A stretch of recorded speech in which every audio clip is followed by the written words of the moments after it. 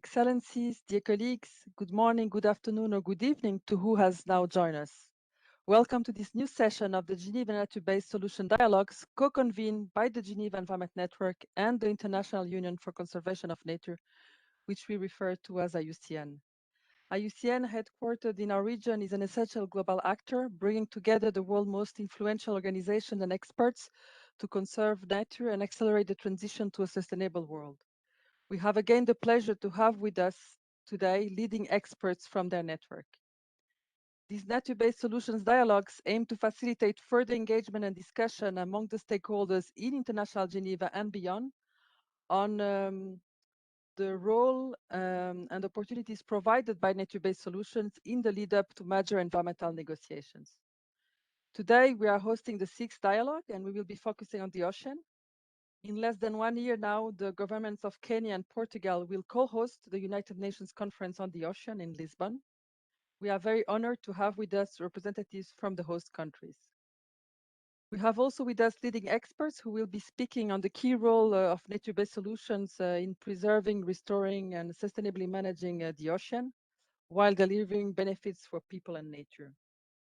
We will also be welcoming a guest champion that you will discover just before we start the discussion. Before I give the floor to Mina Epps, Director of the Global Marine and Polar Program at Iucn, who will be moderating today's session, let me remind you that the documents presented, the summary, as well as the video of this dialogue will be made available on the webpage of this event. We will share the link in the chat. Throughout the event, you can raise your questions by using the chat box. We will use your questions to feed the discussion after the presentations. With that, Mina, over to you. Excellent. So thank you very much, Anna, for an excellent introduction, and very happy to be here as well. So once again, a warm welcome, especially to our distinguished panelists that we have with us today, but also everyone joining online. I'm very pleased to have this, to be moderating today's session, which is focusing on nature-based solutions and how it relates to the ocean. So we know that we live on a blue planet, and often when we look at the ocean, we think about potential solutions, but we also have to go about this in a responsible way, looking at what are the potential trade-offs, etc. So one of the recent IPBES report really says that only 3% of the ocean is free from human activities. And also from the World Second Ocean Assessment Report, we can see that, habitats are heavily degraded. So I think the whole concept of nature-based solution, which I will give a brief introduction to, it is very timely to be discussing that in this very important year that we have ahead, and really to see where can nature-based solutions fit into the year ahead and the important agenda for both biodiversity, climate change, mitigation, adaptation, as well as a post-pandemic sustainable recovery. So with that said, I think, especially in the light that governments are leading up to preparing to participate in the upcoming UN Ocean Conference, which will take place in Lisbon, co-hosted by Kenya and Lisbon together, will be in June 27 to 2nd of July, I believe. So we're very pleased to have Helena Vieira with us today. We'll hear from her shortly. But before handing over the floor, I'd like to start with a quick introduction or recap on nature-based solutions. So nature-based solutions, we often hear that referred to, but it's really important to think about, what is that common definition? And IUCN defines nature-based solutions as actions to protect, sustainably manage and restore natural and modified ecosystem that addresses societal challenges, food and water security and natural disasters effectively and adaptively, simultaneously providing human well-being and biodiversity benefits. So that is the IUCN definition, which was adopted at a World Conservation Congress in Hawaii, where this definition was adopted in a resolution, and today I believe that actually is the broadest used definition, as it was adopted by our 200 states and government and state agencies, as well as our NGO members. So I think that's the most broadly adopted definition of nature-based solutions. Again, nature-based solutions might not be something new per se, but it's a new approach to implement. For example, a key concept is ecosystem-based approaches that IUCN has a long history of and experience of applying on the ground. So if you go to the next slide. So the nature-based solution has the potential to address our societal challenges. If you click once again, please, it's great. One important distinction that we like to make is usually to say that we're talking about nature-based solutions, so not to be confused or used interchangeably for nature-derived solutions or even nature-inspired solutions, such as biomimicry, etc. Please click again. So last year, IUCN launched nature-based solutions, the first global standard for nature-based solutions. And this standard is you know, a kind of guidance to best practice of how to kind of implement nature-based solutions based on not only on the agreed definition, but actually has a kind of benchmarking assessment tool. So what it really does is looking at how can you address, you know, the environmental and societal challenges through a nature-based solutions. And it basically is a facilitative tool that it has key 8 criteria, which you can see the icons, and under each icon you can see the different 8 criteria that is in the nature-based solution standard. So at the heart of this is really to look at the societal challenges, but as well as the economic viability and how you design them and also to bring them into scale. And then we look at the kind of inclusive governance. And then a little bit what you can say more as a response to this would be, you know, the adaptive management that needs to be put in place and how you mainstream these 8 criteria. So it's a really holistic approach to address environmental and societal challenges. So it's not nature-based solutions for climate change or nature-based solution for biodiversity. It's really kind of looking at this holistically and then applying the standards to whatever your project or program. It could be a naturally determined contribution plan for a country that you can also use the nature-based solutions standard for your blue NDCs, I should say. Next slide, please. So also, I mentioned that the nature-based solutions, both definition was adopted in Hawaii at the IUCN World Conservation Congress. So we recently had another IUCN Conservation Congress, which was held in Marseille earlier this month. It brought together some 5,700 participants, as well as there were on-site visitors, 25,000, as well as a few thousand registered online participants. And it was also live streamed to a big audience. And this was really the first big event or summit focusing on biodiversity. So it received a lot of attention as such. And within that, nature-based solutions were referenced throughout, and the importance was recognized, whether it was land or sea intervention. And in the Marseille Manifesto, the nature-based solution was really integrated throughout under the 3 main themes. So whether it was mitigating and adapting to climate change or biodiversity, but also on the actually building back the post-pandemic recovery. So it was very prominent, and a lot of commitments as well were made in relation to nature-based solutions.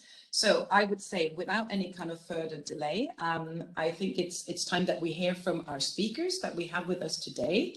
I'm very delighted to start off by introducing. We have first out Helena Vieira, who's the Director General of the Maritime Policy, Ministry of Sea from Portugal. She will be followed by another intervention for His Excellency, Ambassador Cleopa Malu, I hope I pronounced that correctly, who is with us today and is the permanent representative of Kenya to the UN and other international organizations based in Geneva. And then we'll hear from Arthur Tuda. And Arthur Tuda is the Executive Secretary for the Western Indian Ocean Marine Science Association, WIOMSA. And then we will also hear from Rafaela Govello, who is an expert on aquaculture, on ecosystem-based approaches to aquaculture, and also president of Ocean Respect. And then we will hear from Java Batista, who's the deputy head for the fund, Secretariat Fund for the Global Fund for Coral Reefs. So we'll hear a little bit about private sector investment in relation to nature-based solution. Java will be followed by Abhishek Goyal, who's the Senior Technical Director for the standards, for the gold standard. And really, he will be shedding some light in what is the role of accreditation and certification within nature-based solutions. And then we will have Nicolas Pascal, who will also join us, who's this Executive Director of Blue Finance. So we'll also get to hear a little bit about more kind of on the ground and practical examples of what nature-based solutions can look like. And then we'll have our guest MBS champion. And then we will be able to follow up with having a discussion, which we hope that you will all join us for a Q&A, you will get an opportunity to ask questions to our panelists. So if that sounds very good to everyone, I would start by giving the floor to distinguished Helena Vieira. Please, the floor is yours. Thank you. Thank you, Mina. Thank you for this honorable invitation. It's a pleasure to be here with this amazing group of panelists. And I would like to congratulate the organization for bringing up such an important topic for this event, for this sixth debate. So I would like to just frame my intervention. I don't have any slides. I was asked not to bring slides, but so I would like to frame my intervention going from local, from Portugal to global, to the Iucn conference. So I'm not sure, but some of you might be aware that Portugal is actually one of the leading countries in developing national ocean-related strategies that are used to frame the national politics. So actually, we have just approved in May this year our third national ocean strategy, and this one actually learns from the previous antecessors, but it goes one step further, and it goes one step further in framing the whole document around one key principle, which is without having a healthy ocean, none of the development axes can actually occur, the economical, the environmental, and even the societal axis. So this is actually the vision for the whole document. This strategy actually is designed around 10 decade strategic goals, which are developed around the main challenges we have for the next 10 years. And then Portugal has identified 13 priority areas of intervention that will help achieve the 34 goals for 2030 around these strategic objectives. So to fully implement this national strategy, so the national strategy is the framework, and it's the political and civil framework for the next 10 years surrounding the blue economy and all sea-related activities. But then we have also designed an action plan, which is kind of the roadmap to how to implement what's designed in that strategy. And this roadmap was just approved this month, so in September, and it contains 185 actions that will actually contribute to each specific strategic objective and to each using each of the priority areas that we have identified. So in the end, this action plan is a complex, well, not so complex, it's a matrix where you can actually look for your favorite priority intervention area towards your smart strategic goals and see which measures are going to be taken in the next 10 years to achieve those goals. So I would like to call attention to the first strategic goal of this strategy, which is called to fight climate change and pollution and restore ocean ecosystems. This is a particular strategic goal where NBS solutions will have an important contribution to climate change adaptation and to disaster risk reduction. Amongst the targets that I've mentioned, the 2030 targets within this strategy, we have one specific target included, which is the protection of 30% of our coastal and marine areas under national jurisdiction through the classification of marine protected areas, the approval and implementation of management and conservation plans for these areas. So this is a very particular and smart target that we wish to accomplish by 2030 in our national waters. The most important measure, so when we think of now how are we going to implement this, it's in the action plan, and it will be to implement a national program to map coastal and marine habitats to a very high level detail, all its ecosystems and services, assess their conservation status, and then identify priority restoration measures. So this is the first step to achieve such an ambitious goal. These nature-based solutions are, as Mina mentioned, key applications of the ecosystem-based approaches in many areas of intervention. And we cannot forget that actually preserving, restoring, and sustainably managing nature is actually an economic imperative, given that all the economic activities will clearly depend on this healthy ocean. And by coupling these two, even within this national strategy, we can increase the outputs of the ocean. So solutions for sustainably managed oceans involves great knowledge and deep knowledge, green technology development, and innovative uses of marine resources targeting their sustainability and life cycle management. It also includes addressing the threats to health, ecology, economy, and governance of the oceans. Only with this holistic view, which is the vision of the Ocean National Strategy 2030 in Portugal, can we actually, we believe this is the only way we can succeed. So we have several examples of nature-based solution projects in Portugal. I will leave the examples for the debate and the second part. And I would like to go on from the national also to the outside. So we are not only implementing nature-based solutions nationwide, but we are also advocating it outside. At the United Nations, Portugal has encouraged the promotion of conservation and sustainable use of the oceans as one of the outsets of the 2030 agenda negotiations. Portugal is currently committed on the negotiations of the future agreement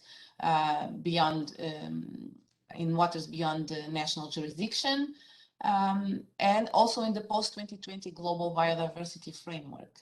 Effectively, promoting and advocating for the conservation and sustainable use of the ocean has been a priority to us since the first stage at the UN negotiations of the 2030 agenda. As we've heard already today a few times, we are co-organizing with Kenya the next UN conference to be held in Lisbon next year. The new dates have just been confirmed, 27th of June to the 1st of July, and have been, of course, recently approved by UN General Assembly. And Portugal is putting a lot of energy into the organization of this global event. The COVID-19 pandemic has postponed the Ocean Conference twice, but it has not postponed the challenges we face in the ocean. Ocean sustainability requires a new impetus of common action. So this is what we actually hope to bring to the UN conference, and we sincerely believe that a constructive debate will bring a common vision and common solutions after this gathering. Stakeholders dialogue and new commitments from governments and civil society is what we are looking for, and will further improve sustainability solutions. I would also like to emphasize that the Ocean Conference is related to other initiatives at the global level, notably the UN Decade of Ocean Science for Sustainable Development, and its vision aimed at achieving the science we need for the ocean we want. We need to use the knowledge for transformational action needed to achieve a healthy, safe, and resilient ocean. Also important, and another interconnection and a global view of all of this, is the interconnection with the UN Decade of Ecosystem Restoration. Indeed, there has never been a more urgent need to revive damaged ecosystems than now. We actually need a healthy ocean environment in order to cope with all the accumulated damage, but also to reboost the capacity of the ocean to respond to the new challenges. So ensuring the best possible knowledge that we have about these ecosystems is the only way to boost common action on the marine ecosystem restoration. So the ocean, as we all know, it is fundamental to life on planet, but somehow we still keep forgetting it. It's important as a source of biodiversity, but it also plays a vital role in the climate system, in the water cycle, in the food we eat, in the oxygen we breathe, in the nutrition that we can have as a population, in the jobs and livelihoods of many. It also provides means for maritime transportation, and we've seen how important this was in this tremendous pandemic that we've been through, but it also plays an important part of our natural and cultural heritage. And it's only a sustainable ocean-based economy that will contribute to us being able to continue to live on this planet and eradicate poverty. We are aware of the importance of the ocean, but we are profoundly alarmed by the momentum of emergency that the ocean is facing on a daily basis. Sea levels are rising, and Portugal is actually one of the countries very exposed to this. The ocean is warmer and more acidic. Plastic pollution is continuing to enter the ocean and our dishes, our plates every day. A third of the fish stocks are overexploited. We need new technologies, and we're going to hear about them to actually feed the population and sustainably manage the ocean. We also need to restore the ocean to change the climate route that we are taking on. So therefore, Portugal is highly committed to ocean conservation. We are motivated to let this dialogue flow in 2022 in the first UN conference that we have going to organize. So we hope to have you all on board in Lisbon 1 year from now, and to have government representatives, civil society, stakeholders, companies to debate the implementation of the Sustainable Development Goal 14 and how we can work together to sustainably manage the ocean resources. Thank you. Thank you. Thank you very much, Helena, for a very comprehensive, enthusiastic, and very ambitious national plan that you've just shared with us. And I think, as many countries have signed up for the 30 by 30, and also seeing how marine protected areas can be nature-based solutions, but also to see how can we make it work for nature and people, which I think is absolutely paramount. And thank you as well for, even if you're discussing the national plans, to even talk about the areas beyond national jurisdiction and the importance of the protection of the high seas as well. I did initially have a follow-up questions on the UNFCCC and the national accounting, which I think I will save for the exciting discussion that we're going to have a little bit later. And of course, you mentioned the UN Decade of Ocean Science, which is paramount, is really to kind of leverage this, but also seeing the UN Decade of Ocean Science as basically the leveraging between these different kind of international conferences or negotiation that is ongoing, notably, the UNFCCC, the COP26, Kunming, COP15, and the BB&J negotiations, which will resume again, hopefully next year. So I think you mentioned talking about it as a connection, and the ocean is really what's connected us all. So I think that was paramount. And the science, that all the emerging science that is also coming out under the UN Decade, and really looking at the multi-stressors effect from climate change. So thanks again. We're running a little bit over time, so I will move on to your co-host, Kenya, which we're delighted to have here. I don't know if you can perhaps switch on your camera. His Excellency Ambassador Cleopa Malu, are you here with us? Yes, I am.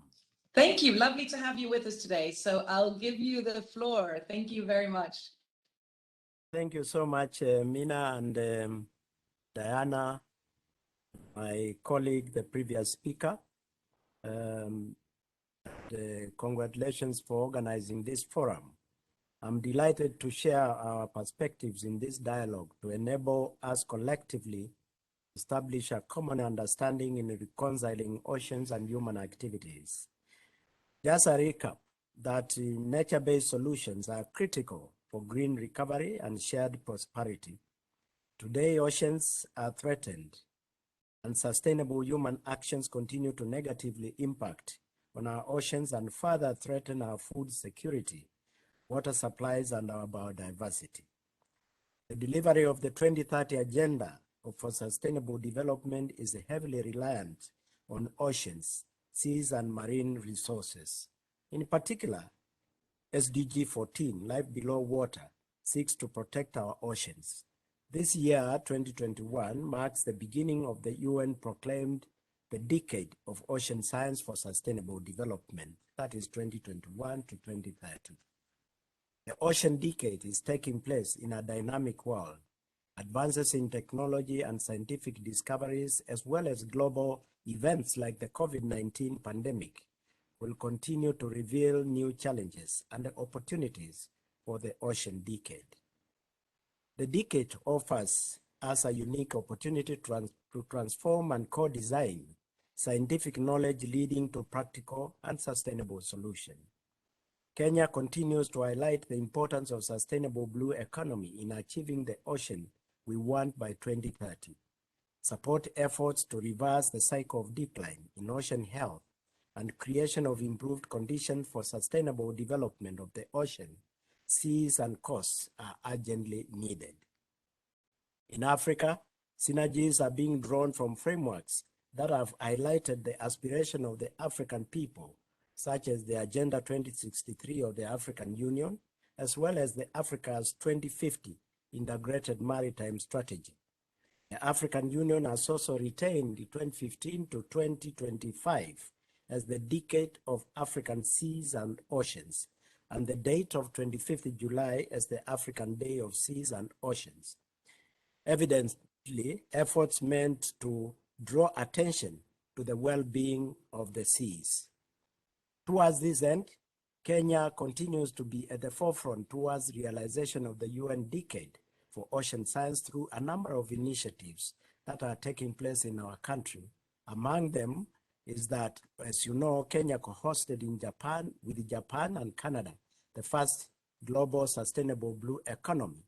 And as you have heard, we will be co-hosting with Portugal, the next UN Ocean Conference in Lisbon in 2022.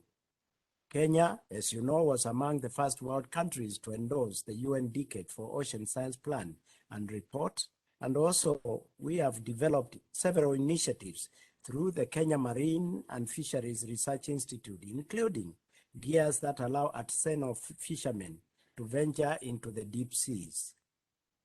To promote sustainable blue economy, Kenya is conducting innovative research to extract bioactive compounds from sea flora and animals that may prevent the growth of matter on the submerged portions of the ship structures. Indeed, Kenya has finalized plans to start developing its marine spatial plan in line with the recommendation of the 2020 high-level panel report on sustainable ocean economy. Kenya as a world-known project, which we call Mikoko Pamoja Project at Gazi in the Kwale County, which is the first mangrove blue carbons project in the world, and it protects mangroves and ensures the continued capture or assimilation of carbon from the atmosphere. Communities in this area of Gazi and Fanga are now financially benefiting from selling carbon credits.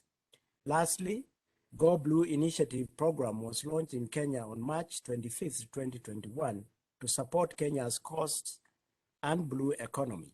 The 4-year program aims to protect Kenya's coastal ecosystems while creating environmentally friendly jobs in a host of industries, including recycling, tourism, and small-scale fishing. Regarding coral reefs, which are endangered across the globe, so far, up to half of the world's coral reefs have been lost, and we are informed that if global temperatures do rise by 1.5 degrees centigrade, 90% of all the coral reefs could disappear. Reef degradation jeopardizes one of the richest resources or sources of biodiversity on Earth and the livelihoods of 1 billion people. At the Kenya coast, massive decline of healthy coral reef of course poses danger to the marine ecosystem and the maritime sector. There is danger in reduced tourism, loss of coastal protection that may lead to poverty, property damage, and erosion, leave alone loss of livelihoods. The government has enacted measures to promote better fishing practices that are less harmful to the reef. Kenya's marine parks are committed to protecting coral reef communities with higher hard coral cover and larger diversity of finfish, and many stakeholders have been involved. Kenya has become second only to the Seychelles in the Indian Ocean region to take up coral gardening to stimulate natural regeneration and recovery and to restore habitat complexity. These projects are currently being expanded in other degraded coral reef sites across the region. The Global Fund for Coral Reefs, officially announced in September 2020 on the sidelines of the 75th session of the UN General Assembly, came in handy to supplement Kenya's effort in conserving the coral reefs. The fund plays an important role in conserving and restoring the critical ecosystems which are under threat around the world. This is the first impact fund dedicated to SDG 14. Kenya-Tanzania Transboundary Conservation Area was among the initial recipients of the project fund. The fund is being invested in profitable businesses and ecosystem projects to guarantee the resilience and conservation of marine biodiversity, adequate living conditions of local coastal communities, and a return to private investors. Ultimately, the fund will prevent the extinction of coral reefs by eliminating the coral reef financing gap which has existed and supporting interventions for their best chance of survival, or seeks to promote a protect, transform, restore, recover approach in priority locations with the resilient reefs of exceptional biodiversity. As we have heard from the previous speaker, the world is called to an urgent attention to make sure that the balance between the oceans and human activities is implemented sooner than later. In implementing all these measures, we are seeking to contribute to the transformational change that will put nature on the path to recovery by 2030 and achieve the 2050 vision of living in harmony with nature. Kenya intends to take lead and to continue with its activities to ensure the coastal line within our boundaries is preserved and regenerated to support the livelihoods of our people. I thank you.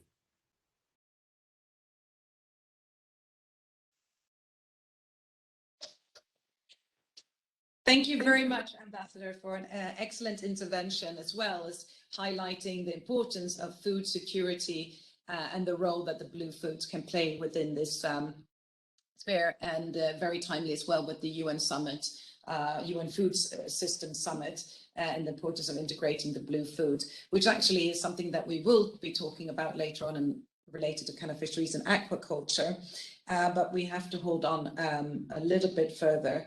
And again, we all look forward to the launch on the 5th of October for the second assessment of the world status of the coral reefs, which will be launched on the 5th of October. So indeed, and we will hear from the Global Fund for Coral Reefs a little bit later here as well. And I look forward to following the decade of African seas and ocean. That's great, and with your vision for a 2050 vision, indeed. So let's see, thank you very much. And now let's see if we manage to get Arthur Tuda online. Arthur Tuda is joining us from the Western Indian Ocean Marine Science Association. Very nice to have you with us. It's a pleasure. And I look forward to hearing your perspective, even if we're staying in the region.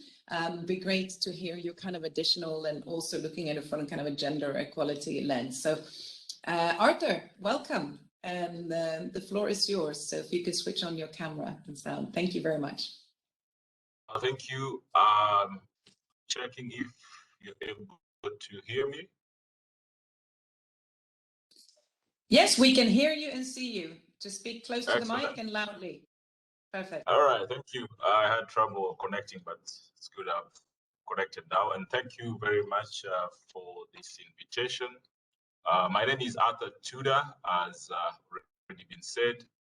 and I am from the Western Indian Ocean Marine Science Association, UMSA, which is an association that supports marine science in the Western Indian Ocean region. We've been in existence for the last 30 years, starting from a very small organization of few scientists to now an association of about 600 scientists in the Western Indian Ocean region. So we bring together marine scientists from different disciplines to be able to support different aspects of ocean and coastal governance and management in the Western Indian Ocean region. So I'll just give a short brief of what WIOMSA is doing or has done in relation to today's discussion. And as I said, for the last 30 years, we've supported different aspects of research that support management, restoration, as well as protection of marine and coastal ecosystems in the Western Indian Ocean region. Up to date, we've funded more than 80 fully funded research programs covering different aspects from fisheries to mangrove restoration, protected areas, and many aspects, governance of oceans, and many more. And this support has gone to different institutions that we work with, including universities, research institutions, as well as NGOs that support marine and coastal management in the region. So over the years, WIOMSA has endeavored to identify some of the gaps that need to be addressed to be able to support sustainable management of our oceans. And through that, we've been able also to support a wide range of studies in the region. We boast of some of the best research in marine science that have been conducted in this region. And we continue to support our individual scientists, particularly paying more attention now to young scientists and women who are now emerging in science. So WIOMSA supports two important networks: the Women in Science Network, which brings together experts from the region, mainly women who work in different fields in marine science. This network has been around for the last 6 years, and we are seeing that it's helping us to bridge the gaps that existed previously, where work on marine sciences was dominated by the male counterparts. We're also supporting the Early Careers Scientist Network in the region, which is an upcoming network of young scientists made up of about 200 young scientists who are actively involved in different aspects of marine science. So WIOMSA directly funds different projects that support this work. But other than supporting individual scientists, we work with individual countries to support initiatives that are aimed at improving the marine and coastal management. We've developed guidelines for restoration of seagrass beds and mangroves that are used across the region in 10 countries of the region. We've also supported work on marine protected areas.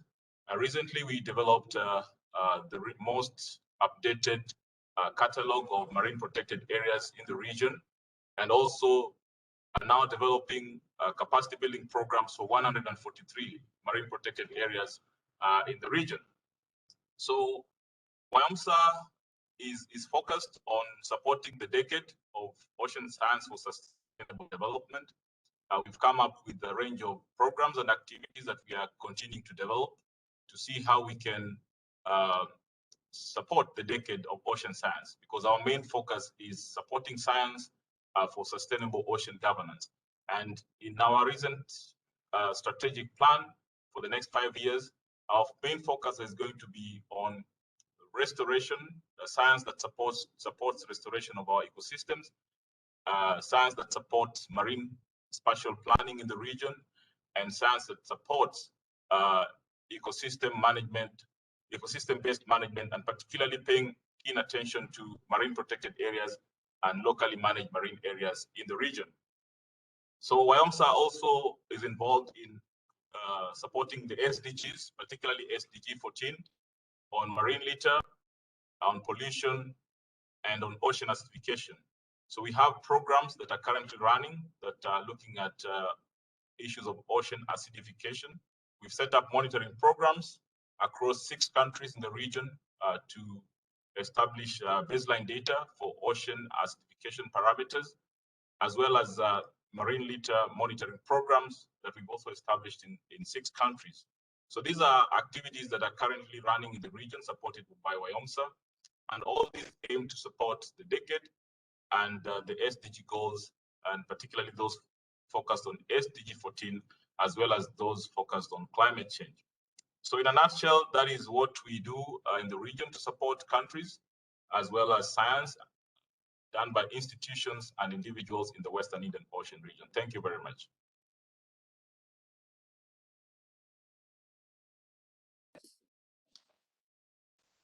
Thank you very much, Arthur, for all the excellent work that you're doing in WIOMSA and the region. I think it's a really, truly regional approach to the many different scientific challenges and environmental challenges that you have.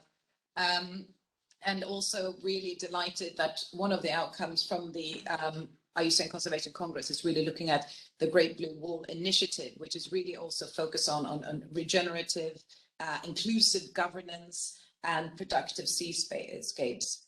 So I think this is, it's still off. Oh, sorry. Okay, sorry, there's a technical problem here. So thank you very much, and I would like to come back to you a little bit later in the questions and hear about how you apply the nature-based solutions within that. I'd like to turn to Rafaela Leguvello, who is also joining us here today, and really talking about nature-based solutions, or even if it's also been discussed that fisheries and aquaculture can be nature-based solutions. So we'd like to hear a little bit from you, Rafaela, and the work that you have been doing, or we've been doing in collaboration with you as well, and also under the light of the blue economy. So Rafaela, I'll happily give you the floor. And okay, thank you, Mina.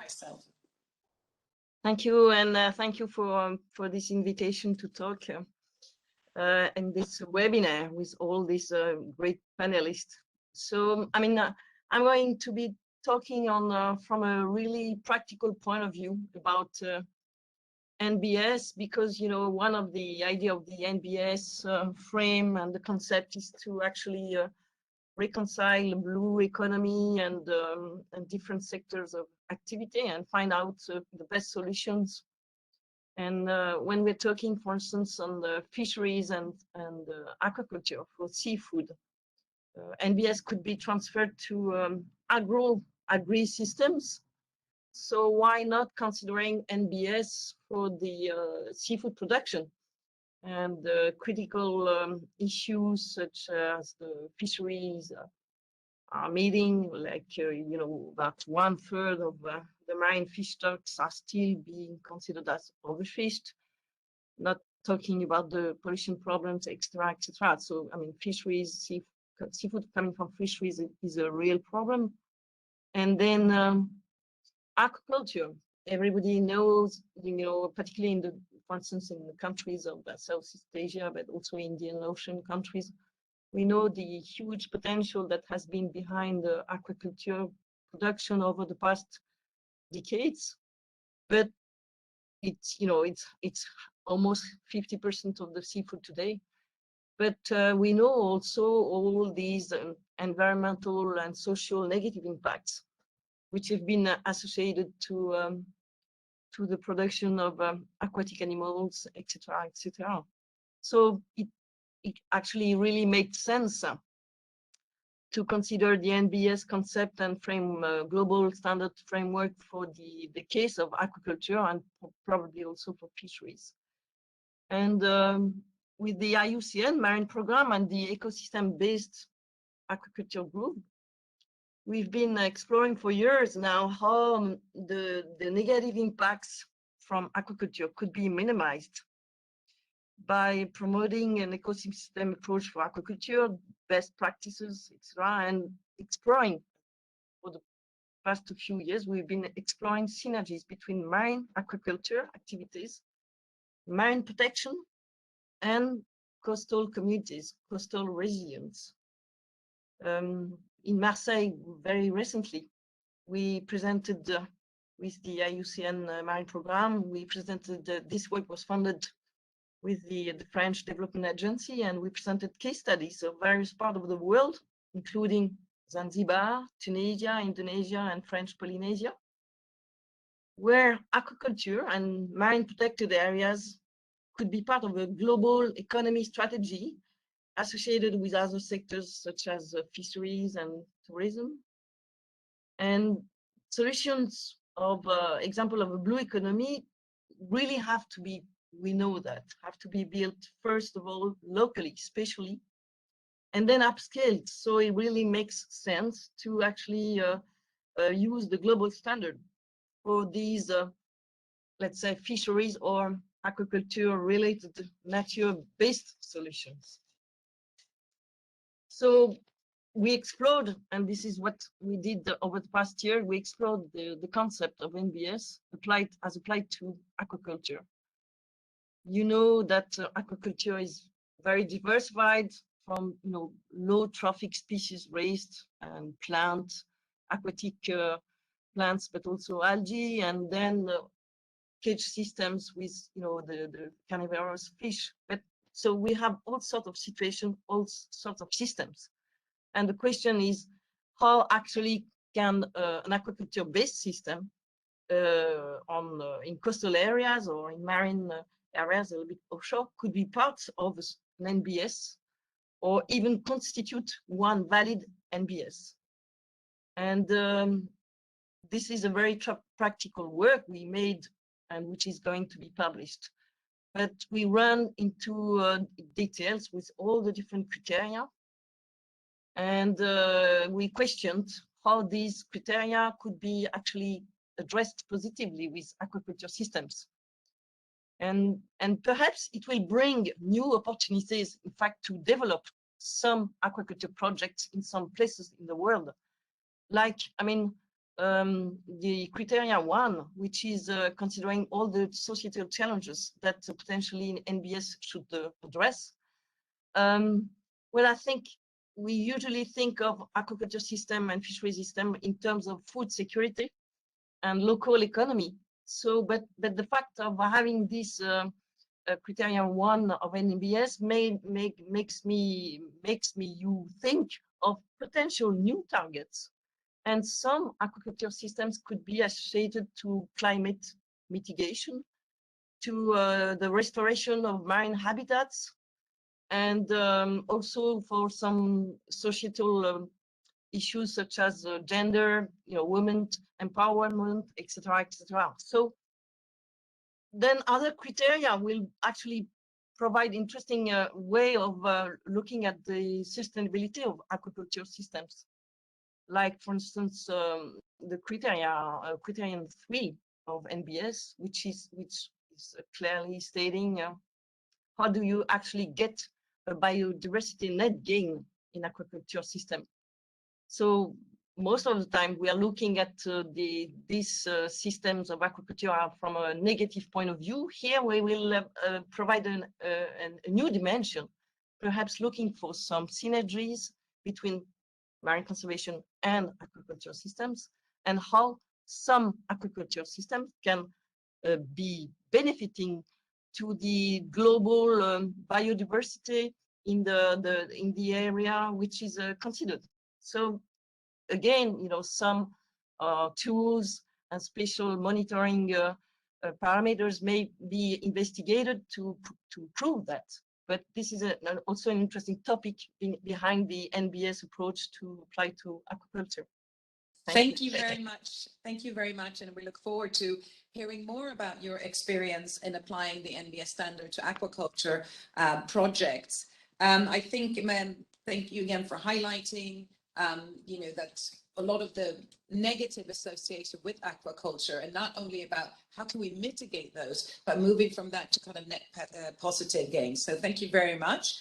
And from that I think it's a nice segue as well to look at, yes, once you be able to have this kind of positive project, are they economically viable? So I'd like to invite Java Batista from the Global Fund of Coral Reefs, or the Demonstration Fund, to really see how does this work and practice, and how do you bring those investment and finance sector together? So over to you, Jabba. The floor is yours for your intervention. Thank you.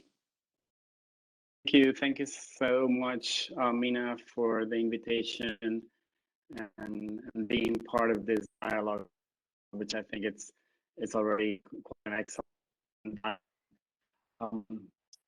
I would like to talk to you about what I call financing solutions. I think many of us call them like that.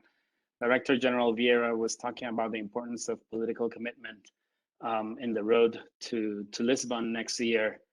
And our colleague Arthur Tuda was also talking about the value of science and the importance of science for establishing nature-based solutions. But there is a very third important and powerful element for making sure that nature-based solutions thrive, and that is financing solutions. And I will talk to that within the context of coral reefs around the world and the Global Fund for Coral Reefs, and maybe highlighting a little bit of what Ambassador Mailu already mentioned. Coral reefs today have a value of about $10 trillion annually. They support a quarter of all marine life on Earth. They are what underpin key sectors like the tourism sector in several countries around the world. They provide livelihoods for local communities, and they provide employment. So in some estimates indicate that coral reefs actually support the livelihoods of about 1 billion people around the planet. But indeed, the coral reefs are in peril, with 90% of them quite degraded and facing extinction in the next 30 years. And that's where the Coral Fund for Coral Reefs comes in, because all this degradation is happening, yes, because of climate change, because of all the drivers of degradation, but we also don't have a key element for being successful, and that is financing, as I mentioned before. Current levels of financing for coral reefs are 7 times lower than what we actually need to ensure their future.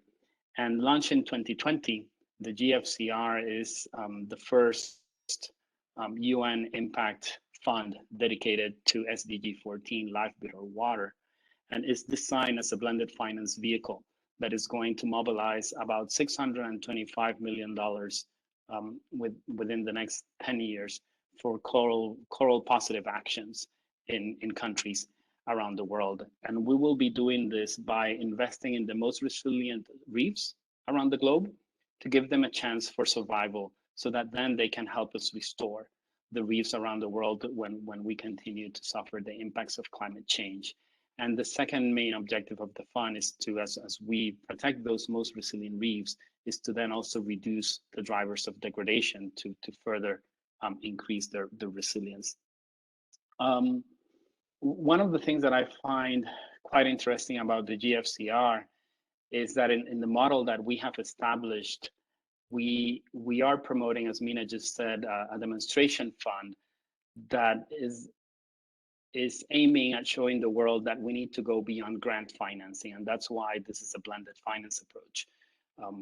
We can have all the grants in the world, and they are very much needed, but if we don't start partnering with the private sector, with impact investors, we are not really going to generate the amount of resources that we need to save our corals. And that's why the GFCR focuses on this link between grant financing and private sector financing, where the grant activities that we finance that include feasibility studies, technical assistance, capacity building, monitoring, evaluation, really become the basis to enable then the creation of positive reef businesses that can then be ready to absorb investments from private sector actors. And that's really important, because if we really want to accomplish change, we need to think in new ways on how we finance coral reefs. And just to conclude, Mina and all, at the beginning, I mentioned that we were talking already about 3 key ingredients that are needed for nature-based solutions to thrive: the policy commitment, the science, and also financing. But there is a fourth element that I think it's crucial for creating change, and that is partnerships. But it's actually even beyond partnerships. I think we need to start talking about coalitions for change, and that's what also the GFCR aims to be, a coalition for change. We are growing, a powerful coalition of members that is currently growing. We currently have support from the governments of the UK, France, Germany, two foundations, the Paul G. Allen Foundation, the Prince Albert II of Monaco Foundation, and we work in partnership as well with 3 UN agencies, UNDP, UNEP, and the UNCDF.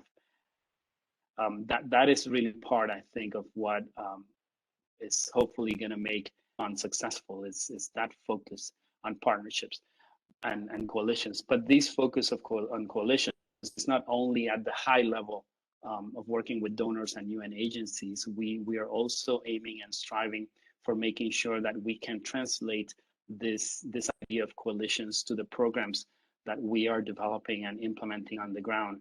And in fact, I'm actually quite glad to see my colleague Nicolas Pascal from Blue Finance in this event with us, because Nicolas and Blue Finance are what we call convening agents, which are the agents with whom we partner to develop the programs in the countries that we work. And they are really that glue that bring together different actors, including government, civil society, local private sector, to ensure that the programs that are developed to result in positive reef business solutions are also successful. So I think with that, Mina, I would like to conclude my remarks, and thank you again for the invitation. And I look forward to being with all of you as well in Lisbon next year. Thank you.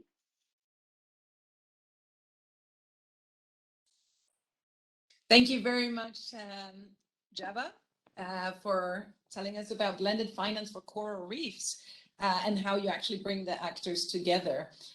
Great example. But before we get to hear from Nicolas, I'd like to invite Abhishek Goyal from the Gold Standard, and really to talk about the role and need for robust standards to really to catalyze action in the ocean investment, and especially related to nature-based solutions or other standards or initiatives. So Abhishek, the floor is yours. Thank you very much for being with us today.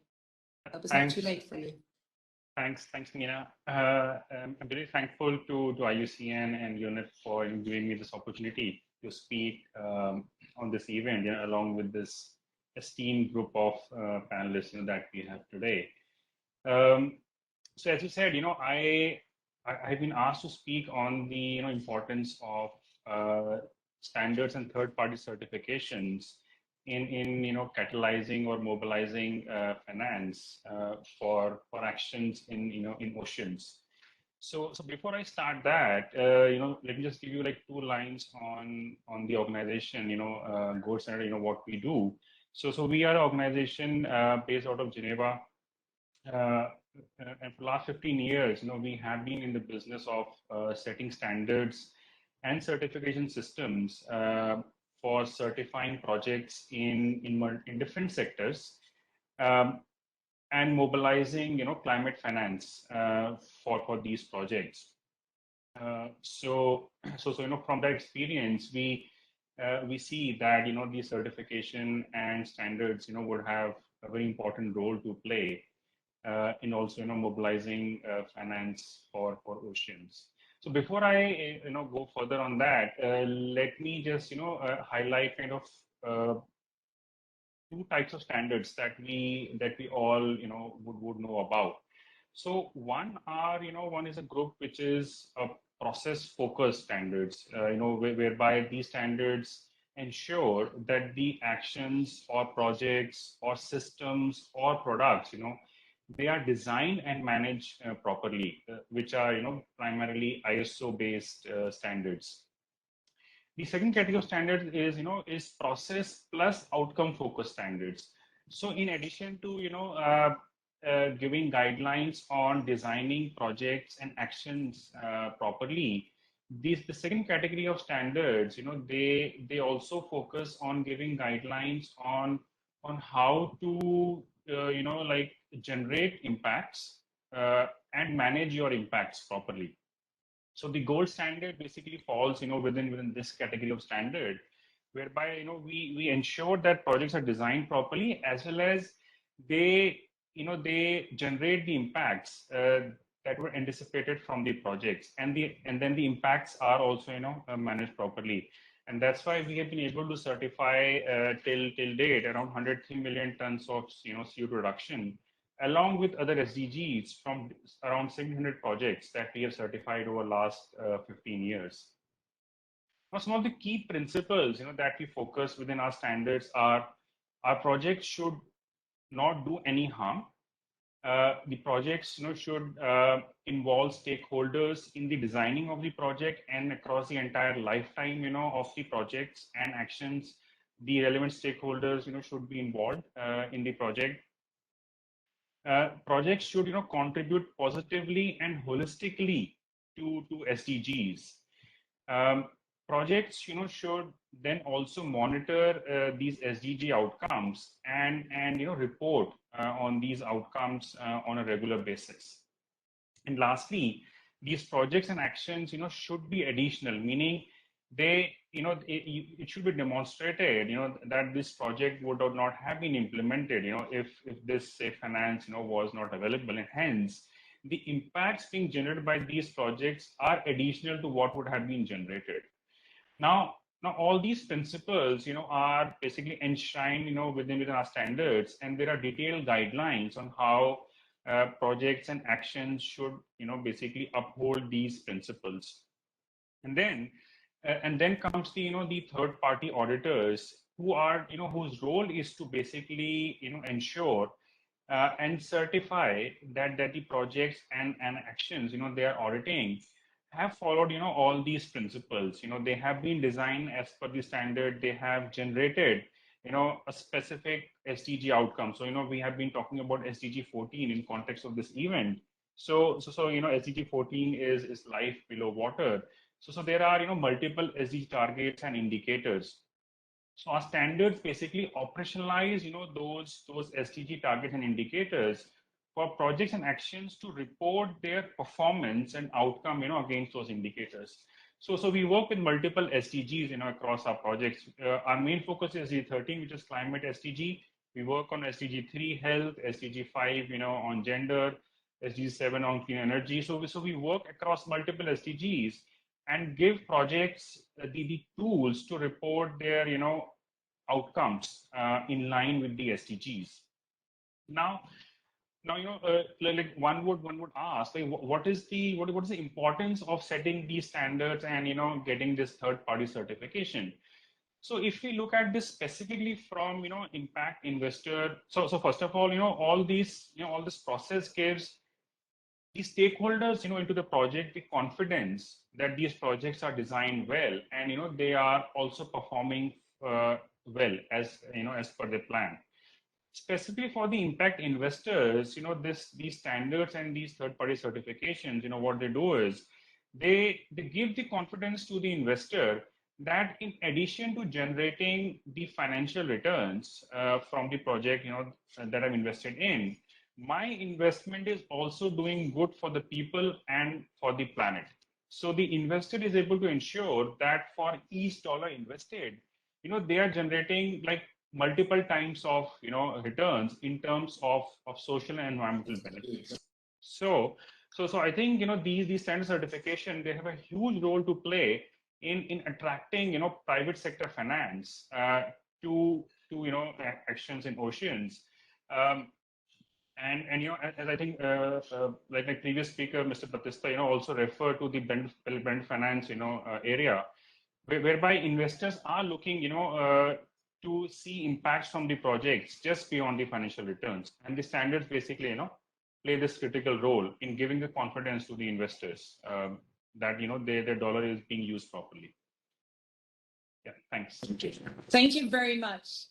Thank you very much, Abhishek, for kind of highlighting the important role of independent verification and certification, especially in terms of measuring, not only assessing but measuring also the impact and verifying this independently. So thank you very much. So conscious of time, I'd like to move over to Nicolas. Nicolas Pascal is joining us from Blue Finance and will talk to us about the role of private sector, blended finance, MBS, blue carbon and NPA management. So we're actually going to give a real life example from practitioners. So Nicolas, floor is yours. Thanks. Okay, thank you, Mina, and thank you everyone for listening and participating in this event. Thank you for the invitation also. I will try to be very brief and will give you, after all these very interesting talks, a more concrete experience from the field. So as Blue Finance, what we do is that we co-manage with governments and local communities MPS, marine protected areas. We are already co-managing 4 MPAs globally in different locations, in Belize, in Dominican Republic, in Philippines, and in Fiji. And what we do is that we structure several solutions for these MPAs. So first of all, we try to work only with MPAs that have some capacities for revenues so that they become financially sustainable in the future. This is what we call a bankable MPA. That's a concept that we're trying to introduce in the conservation world, not without slight difficulties, but we are focusing on MPAs that they can create this kind of social entrepreneurship and creating blue economy sectors in and around the MPAs so that they can become financially sustainable. That's what, as Blue Finance, we do, and that's what we do with directly on the field as a management entity of the MPS. So obviously there's a whole process behind this. There's a preparation phase. It can take some time with governments. We have to work on some kind of a co-management agreement or a public and private partnership or delegation of management. That can take some time. So we can define exactly who is doing what. As you may be aware, any MPA has four main activities on the field that we will implement. One of them is community engagement and development. The other one is really nature or wildlife protection, so including surveillance and compliance. The third one will be more science and monitoring. And the fourth one that we are introducing is really the management and the generation of revenues. So when we say obviously generation of revenues here, everything is to be reinvested into the MPA. There's no for-profit structure. I think this is important to mention. And obviously based on the sustainable side. So we're working on blue carbon, we're working on nature-based tourism, we're working on sustainable fisheries, aquaculture, microfinance.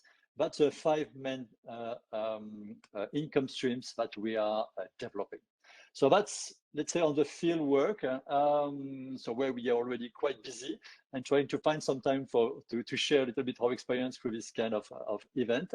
And I would mention a third aspect that we are working also. So beside negotiating with government and beside implementing the management plan of the MPAs and developing all these activities and creating these revenues, what we do is we structure a blended finance solution for the MPAs.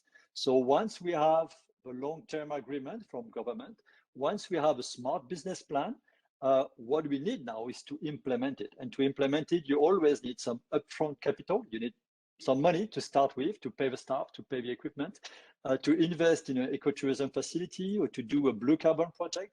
So this upfront capital, but sometimes can go to $1 million, $2 million, depending on the size of a project, is structured through a blended finance solution.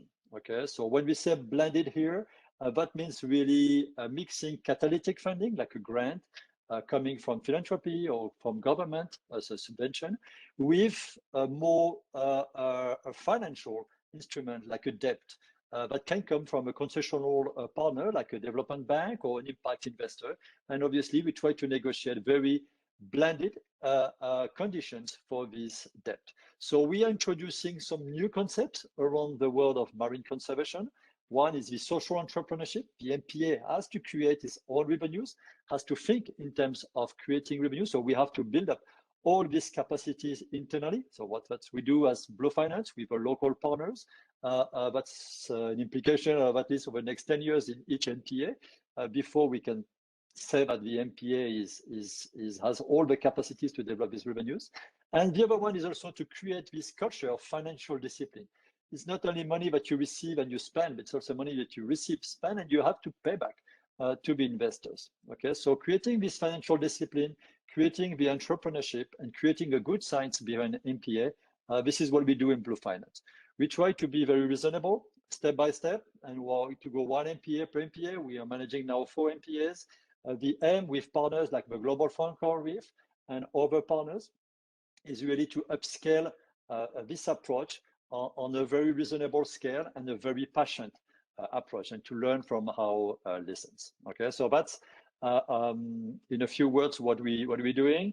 I see we have someone from Gold Standard. We also have some very clear key performance indicators and impact metrics that we are measuring, and we might use services like this kind of company, independent verifiers for the impact.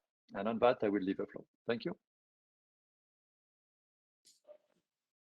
Thank you very much, Nicolas, and I would love to dive more into that.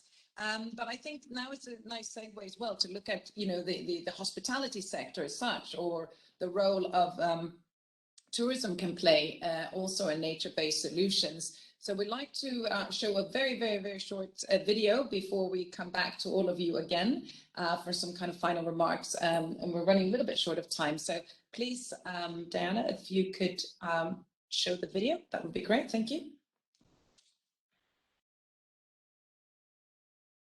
Together with my sister, I'm the fourth generation of a family business. We're in hospitality. We operate 100 hotels in 22 countries. We're a community of 34,000 employees, and we're very passionate about the oceans. We come from an island, Mallorca, and 80% of our properties are by the ocean. So we focus in vocational tourism and the way tourism links as well to the oceans. So for us, it is very important to look in the long-term vision, and the way we do that is we use innovation, quality, and sustainability. Sustainability has become a key strategic lever for us, and in sustainability we like to call it our compromise or our quest towards a more responsible tourism and linking it to our passion for the oceans. One of the things that we feel that is a perfect common ground for Iberostar and Iucn is the usage of nature-based solutions.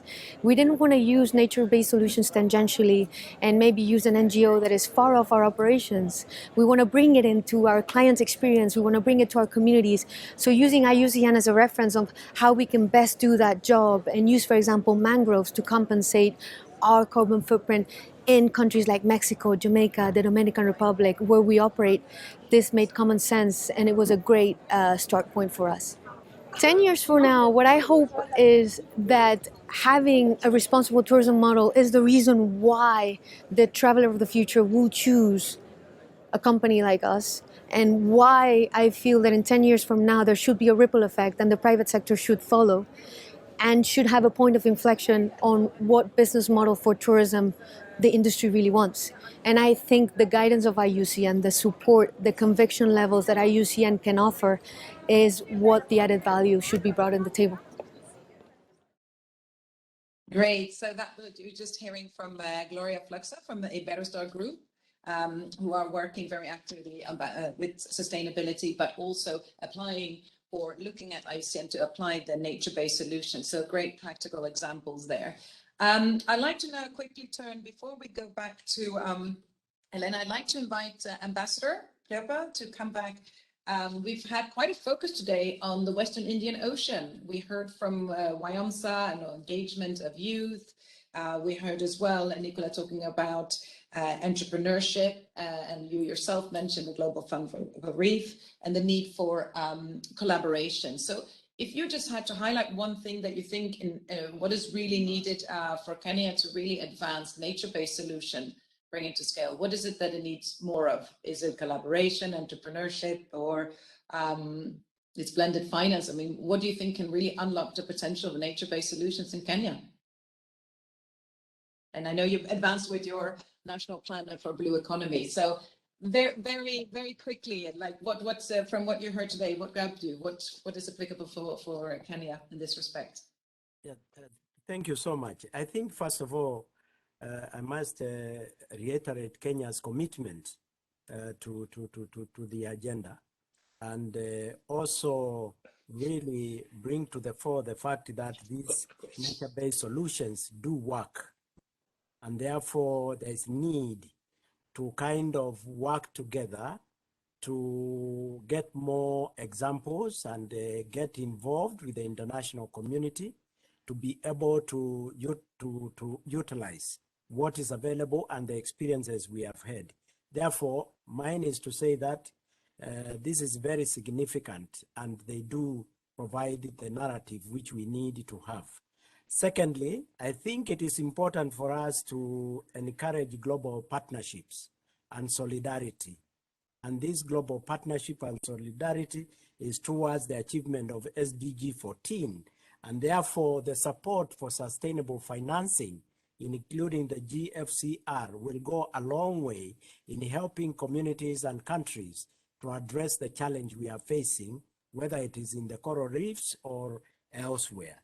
Then three, I would like to just place a call for support to the Ocean Conference, which is forthcoming in Lisbon. This is very important because not only are we going to share experiences, but we should expect practical outcomes from that conference, which are going to help us in moving forward. And therefore, we believe that conference will galvanize international solidarity and bring more players and different organizations, NGOs, civil society, and all of us together to be able to input and gain momentum towards the achievement of SDG 14. Therefore, as a country, we shall remain in the forefront, both at the local scene in helping our communities to regain the lost waters and environment, but also to advance them not only in creating jobs, but also to ensure that that environment remains sustainable. The interaction between human and the oceans remains sustainable. Therefore, we shall continue to be in the front. Excellent. Thank you very much. That's for that comprehensive answer and the way. So you really summarize its collaboration, global partnerships to advance SDG 14, as well as the call to action to really bring more actors, players to the UN Ocean Conference in order to advance the agenda and move forward. And thank you as well for your leadership as well, and Kenya's. So I'd like to move over to, or actually come back to Helena, the host for the UN Ocean Conference, and really to say you gave a very comprehensive schedule and action plan, but perhaps could you say something specifically about how is Portugal really employing the nature-based solutions into your marine and coastal areas, or this plan that you have so eloquently laid out for us? How do you apply the nature-based solutions concept? Thanks.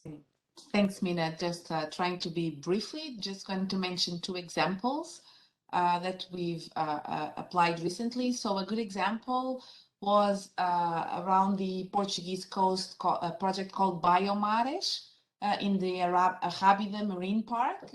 And this project was having the aim of restoring and managing biodiversity of this marine park, including restoration of seagrass meadows or prairies.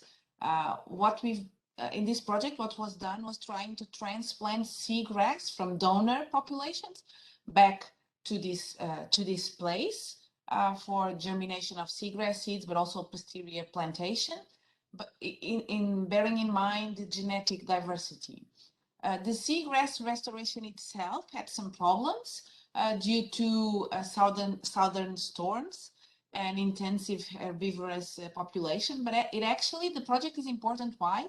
Because it allowed us to have a greater and deepest knowledge about the marine park management, the seagrass distribution population map, their life cycle, and increased awareness of how this works.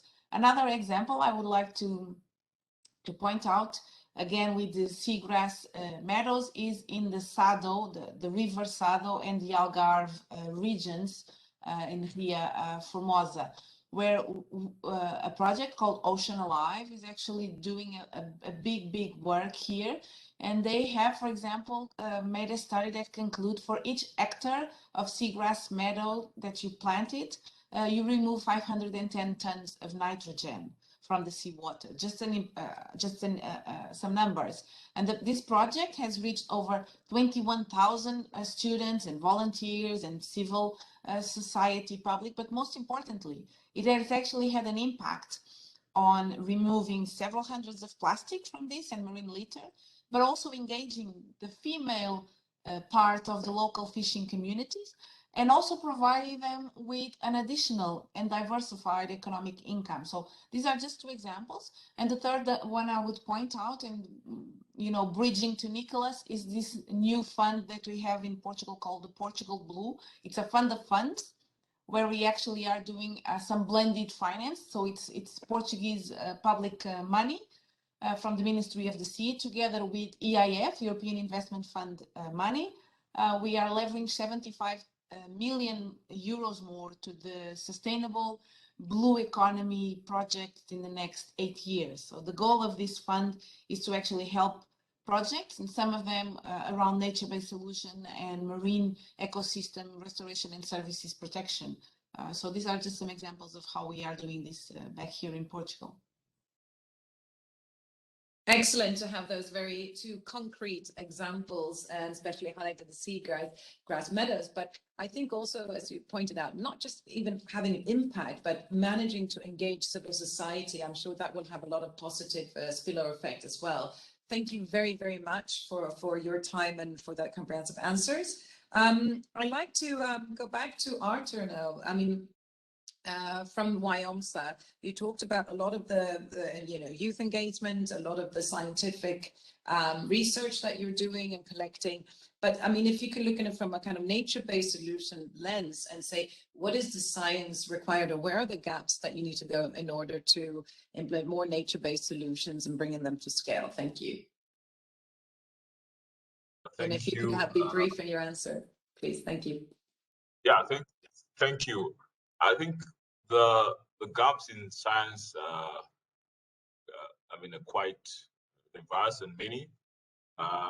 To apply nature-based solutions, first of all, we must all understand interactions between nature and people, and the whole dynamic of socio-ecological systems. And that's one of the areas that still needs to be understood quite broadly. So we investing quite a bit of resources in that aspect of promoting science that helps us to understand the connections between ecosystems and people. So basically, in tying nature to resource users, as well as to other aspects that link nature to humans. So this is one area that is very important. Restoration is a key aspect of nature-based solutions, and the science of restoring ecosystems is quite important. We have had success stories. We've also had failures in restoration programs. And as we apply nature-based solutions, we need to expand our knowledge on how these systems, how such projects can be made more sustainable and have successful results. So really, the decade that is ahead of us, we've tried to outline areas where we can support a lot of restoration work, as well as build the capacity of scientific capacity for the region to be able to support some of the solutions that are being proposed as nature-based solutions. But science is going to be key to support nature-based solutions. Thank you. Thank you for that take-home message. So science is key for nature-based solutions. So we need successful restoration projects in order to be able to implement this. Thank you very much. I'd like to turn to Rafaela, because you've actually had the experience of applying the nature-based solution standard to the aquaculture projects to be working on the ground. Could you tell us a little bit about, some of the learnings in applying the standard, and any recommendations you would have from any one of the practitioners or wanting to kind of move forward with applying the standards? Thank you. Okay, thank you, Mina. And for sure, I agree with all the other participants to say that we need good scientists to document further, investigate and explore, nature-based solutions. I'm drawing to your attention, that, they have, there are European calls at the moment for research work and pushing towards nature-based solution. Although the understanding of nature-based solution according to the EU is a bit different, perhaps from the global standard. But anyway, I think there is plenty of space to actually explore more the concept and the tool provided through the global standard. And in the case, for instance, we had with Zanzibar, so we explored Zanzibar seaweed farming as a potential nature-based solution. It's an interesting case because most of this farming is made in marine conservation area in Zanzibar. It's practiced by women, so it's really important in terms of societal issues. But even with a candidate like that, with very strong assets to say, well, this is a good nature-based solution, aquaculture-based, and included in a general blue economy strategy for Zanzibar. We find out through the global standard, we find out some weaknesses that could be probably much enhanced through some work, additional work by the communities, by the institutions, and also the scientific guidance as well. So for instance, you cannot develop seaweed farming without taking into account other species, like, you mentioned seagrass, and, there are some potential negative impacts, whereas, seaweeds can bring additional benefits to the ecosystems. And then the whole economic viability of the system, the global standards brings up interesting question about, what kind of a growth you want, what is it inclusive, and is it very much depending on export markets? So, where is the added value? Where is the general economic system that you want? So we have a whole set of questions which belong to the sustainability assessment of aquaculture systems, but put in a glance with the global standard tool. And this is where I think it is interesting in terms of concrete words. Thank you so much. And I think because we're running out of time, I wanted to give the other two as well an opportunity to come in. Jaba, you heard Kenya's call on sustainable finance. And I'd just say, what's been really the key for the Global Fund for Coral Reef to kind of unlock the private sector investment for NBS? How do you see the nature-based solution fitting within your demonstration fund, please? Thank you, Mina, so much for that question. I think the standard for nature-based solution is a tool that all of us that are funding sources really need to look into and take into account when designing our programs. We want our resources to be deployed effectively and create change. And I do believe that the NBS standard can help us achieve that. And within that context, and maybe getting to the other part of your question on what's helping us unlock things, I think it's the unlock financing is this tension that exists between what we need to accomplish to get private sector deployed. Often the private sector is very much willing to come to the table. They want to deploy resources, but they don't feel the right conditions exist on the ground. And that is what this fund, with, for example, the work that Blue Finance also described, is trying to achieve. We want to ensure that through the grant mechanisms, we establish the enabling conditions, we pave the way for those investors to feel more secure and able to come in. So I think that it's a key ingredient for this success, for this to be successful, and the NBS standard can really chart the course and help us get there. Thank you. Yes, let's chart the course together. So for the final two panelists, Abhishek and Nicholas, I was thinking, I'll give you kind of the final take-home message that you like, because Abhishek, you have already kind of explained to us why independent certification is important. So from your perspective, what is your ask or what is your pledge in relation to nature-based solutions that you would like to give as a final takeaway? And then after you, I'll invite Nicolas to do the same from a practitioner point of view as well. Thanks. So you go first, Akshay. Thanks, Mina. Yes, so I would say, I think, from the experience of, carbon markets and the carbon finance, I think, we have seen, the world has seen, the benefits of using third-party standards and certifications, and the role that these play in mobilizing finance. And I think, we should definitely try out these NBS standard with a third-party certification to see like more finance being mobilized for actions in oceans. Thanks. Thank you. Perfect and very good. So Nicolas, final take home from you. Yeah, I love you. I mean, nature-based solutions. Okay, we always have these keywords coming and changing every 2 or 3 or 4 years. I think what we're trying to do is really to reintroduce the role of some ecosystems, changing from gray solutions to more green green-gray solutions.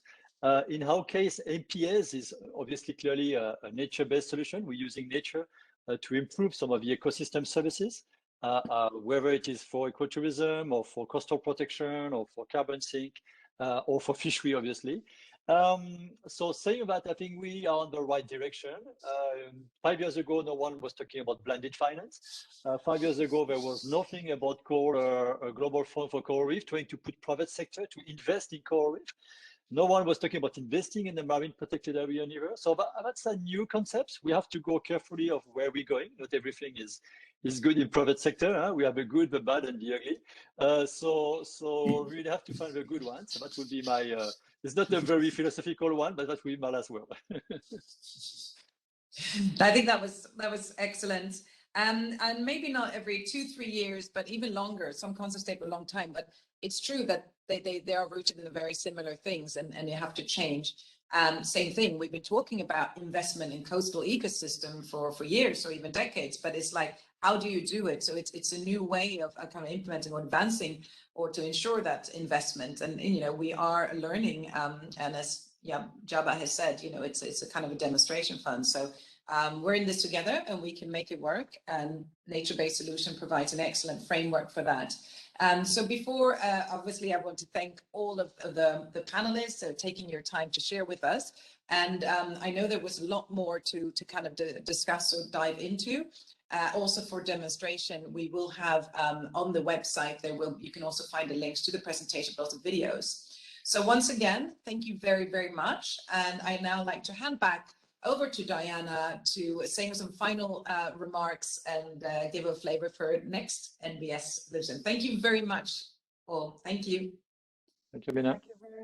Thank you very much to all the speakers, to all the attendees, and to our moderator, Mina, today for the excellent work. Just a few words to announce that the next session will focus on building resilience a few days before the Disaster Reduction Day. So we hope to see you all at the next session of these dialogues. Also to remember, as it has been said, that the summary, the video, and all the links and products mentioned through this session are available on the webpage of the event, and that we will be sharing that with who has participated within this session. So thank you all.